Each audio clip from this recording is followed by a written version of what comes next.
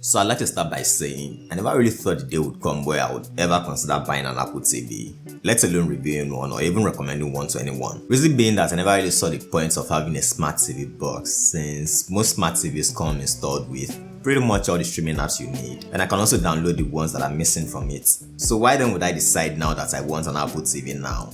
Well, it all comes down to the TV experience. As someone who owns 2 Samsung and 1 LG Smart TVs, I know what my current user experience is, and I would say it's pretty terrible, to say the least. Firstly, those TVs get really laggy when you're trying to switch between apps, and sometimes the apps even have to reload completely from scratch when you come back to it.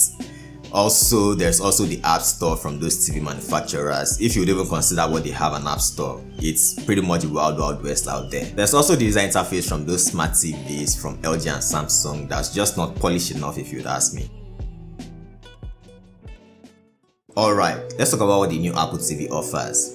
Inside the box, you have the Apple TV 4K box itself, the Siri remote, and a power cord. That's pretty much it. Apple does not include the HDMI cable, which you would of course need to connect the Apple TV to your TV, but they are more than happy to sell it to you though, which typical of Apple, you know. The Siri remote feels premium, built from unibody aluminum cutout, and it now comes with a USB-C port for charging, but no USB-C cables included. That's also sold separately. As you can see, Apple is finally moving most of their product lines away from Lightning to a more universal USB-C, pretty much complying with the EU mandates.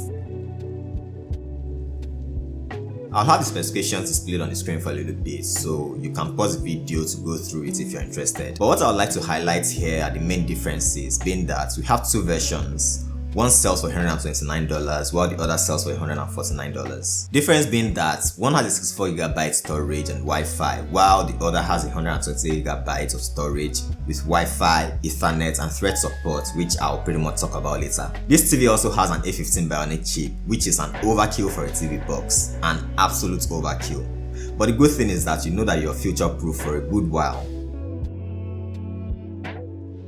So I mentioned earlier that the more expensive version of the Apple TV box comes with a relatively new connectivity standard called Thread. I'm sure everybody already knows about the ubiquitous wireless standards like Wi-Fi and Bluetooth. Wi-Fi allows for fast connectivity, but the range can be a limiting factor. It's also power hungry, and the more devices you have on it, the slower the connection gets. Bluetooth, on the other hand, consumes way less power, but is limited in range and how many simultaneous devices you can connect at once. Thread, however, is a wireless mesh network that also uses IP technology and is designed for lower bandwidth use cases with long-range resilience. On top of that, it's also very power efficient compared to Wi-Fi, and the more Thread devices you have in a mesh network, the stronger the network gets, unlike Wi-Fi. So why is this important? Well, Thread basically lets you use your Apple TV box as a hub for all your smart home devices like your smart bulbs, thermostat controllers, your cameras, and the likes. And what that allows you to do is control all these devices from a single app like the Apple Home Kit, regardless of what smart home ecosystem or brand you have. If you own a pair of AirPods, as soon as you put them on while you're watching the Apple TV, it asks you if you'd like to connect to the TV. And this is such a great feature to have for multiple reasons. First being the fact that you can now decide to watch TV late at night without disturbing literally anyone in the house. And secondly, you get all the benefits of using AirPods features like personalized spatial audio with dynamic head tracking for that surround sound experience. You get active noise cancellation if you want to totally immerse yourself in what you're watching, and also transparency mode if you want to be aware of what's going on in your surrounding. And when you take them off, the TV pauses. You pretty much get the point. You're getting the full Apple experience with how it integrates with all their other devices. The Siri remote now features a USB-C port for charging, but Apple does not include them in the box. Apple is sort of counting on you to already have them laying around somewhere in the house. There's also a touch-enabled click pad, kind of reminiscent of the click wheel of the iPod Classic, and it allows you to smoothly scroll through the UI or scrub through whatever it is you're watching. The remote also has a Siri button located on the side that reduces the hassle of having to click through multiple letters, and you can instead just dictate what it is you want to search for. It also allows you to perform certain actions like telling it to enable subtitle or asking it what a particular character in the movie you're watching just said. And when you do this, it pretty much makes it rewind by 10 to 15 seconds. One thing I wish the remote had though was the Apple's U1 chip for ultra wideband and precision finding. so you can easily find your remote using your phone. Losing a TV remote is a tale as old as time itself, so why didn't they include the means to find it, knowing that they actually have and sell the technology to do so? And lastly, it would have been really nice for the remote to be backlit. This is something I've always and will always complain about TV remotes.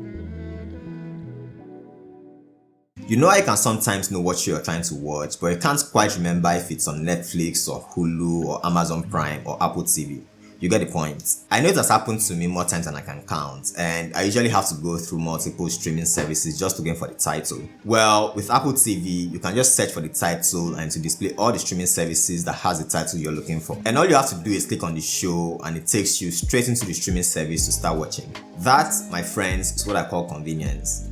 I didn't even know this was a feature that was missing in my life, but hey, I'm not going back from this experience. There's also the clean and intuitive user interface, the snappiness of going through different apps and streaming services, or the ease of opening recent apps without them having to reload. I know it's just a few seconds being saved here and there, but it all adds up to a better user experience in my opinion. And besides, nobody really likes a jittery experience in today's age, as we've all been spoiled by a buttery smooth experience on our smartphones. Using your iPhone as a remote to control the TV box ties into the experience I just discussed in the last section, and this basically helps get around two problems with the Siri remote. First problem being that the Siri remote is not backlit. Well, this isn't a problem you'll be having using your phone's remote app for obvious reasons. The second problem it solves is that you can't lose your phone in the living room as easily as you lose your remote. Also, whenever you're typing something in a set box, you get a prompt on your phone to basically continue the typing on your phone, which is an absolute convenience. Overall, I am very satisfied with the TV box, and like I said in the beginning of the video, I never thought I would ever need one. But now that I have one, I absolutely do not regret it. And I don't think there's ever been a better time to pick up an Apple TV box, and I'll tell you why. Firstly, the price of the TV box has dropped significantly from the previous generation. So even though it's still a bit pricey, it's now somewhat justifiable. Secondly, you now get double the storage from the previous generations, 64 and 128 GB compared to 32 and 64 gigs from last year's. And finally, the A15 Bionic chip Apple included is an absolute overkill for any TV box. Even the A12 chip from 3 generations ago is an absolute overkill for any TV box. So what all this means is that with this streaming box, you wouldn't really be worried about any upgrades for about a decade to come. Alright, I think that about covers everything. Let me know in the comments below what you think about the new Apple TV box. Please consider liking and subscribing to my channel, help me get to my first milestone of 100 subscribers. Also, it will really help with the growth and discoverability of my channel. Thanks for watching. Until next time, stay safe.